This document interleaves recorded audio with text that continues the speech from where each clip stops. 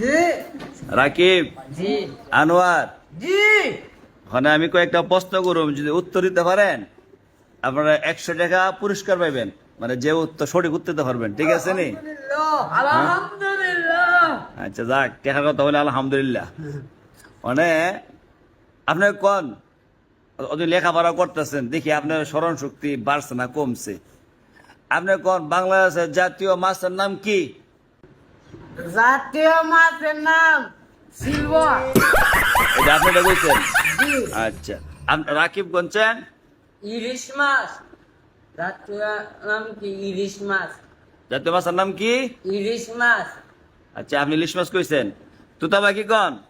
বাংলা জাতীয় মাছের নাম কি? ইলিশ ফাঙ্গাস।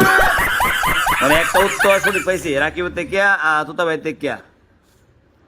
আপনি বলেন বাংলাদেশে জাতীয় ফলের নাম কি বলেন?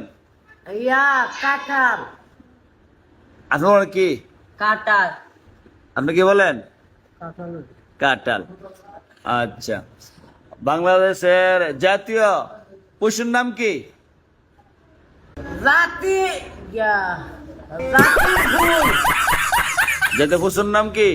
টাইগার। Mango tiger. আপনি বলেন বাংলা জাতীয় পশুর নাম কি? ছিলেন না? রাকিবে দুইটা প্রশ্ন করছি, দুটাই পারছে। আপনি একটা পারছেন, একটা পারেন নাই। আর মামু একটা উত্তর দিতে পারছেন না। আচ্ছা, আর আপনার লাস্ট প্রশ্ন আপনার কাছে, বাংলাদেশের জাতীয় ফুলের নাম কি আপনি বলেন? সাতটা ফুল।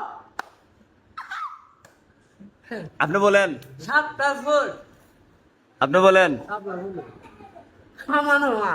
জি 3 জন সমান হওয়া। জি না, 3 জন সমান হবার না।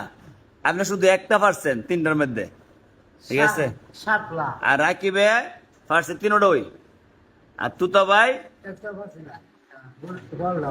কোনটা? ফলটা না। বাংলা জাতীয় পশুর নাম কি? না হারছেন না? মানে আপনি যে হারছেন মানেননি? হারছেন মানে আপনি যে ফেল হয়েছেন মানেন? মানে আচ্ছা, যখন টাকা পাইবো কে? ও হ্যাঁ রাকিব ভাই তো না, মানে রাকিব ভাই টাকা দিলে আপনার খুশি না বেজার? আন্দাজা। কেন বেজার কেন? বলে 2 জনের নিতে হইব, 3 জনের নিতে হইব। কেমনে আমরা ফেল করছেন কেমনে? আমি তো প্রথমে কইছি যে ফার্স্ট করতে পারবো তারা টাকা দেওয়া হইব। কে